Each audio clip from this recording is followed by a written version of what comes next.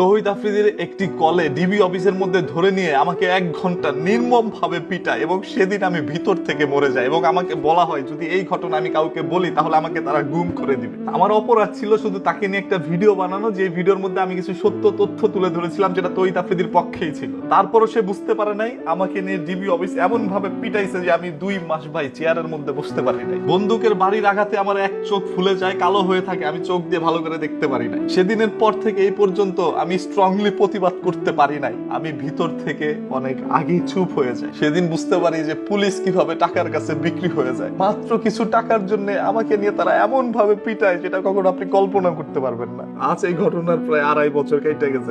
এক এক করে সবাই মুখ খোলা শুরু করছে, কাদের কাদের সাথে এরকম কাজ করছে। এখন সবাই সব সত্যটা বলে দিচ্ছে। কথায় আছে না, আল্লাহ ছাড় দেয় তবে ছেড়ে দেয় না। আমি তৌহিদ আফ্রিদিকে মাফ করে দিছি, কিন্তু আল্লাহ তাআলা কিন্তু মাফ করে নাই। আজ থেকে 2.5 বছর আগে আমি তৌহিদ আফ্রিদিকে নিয়ে একটা ভিডিও বানাই।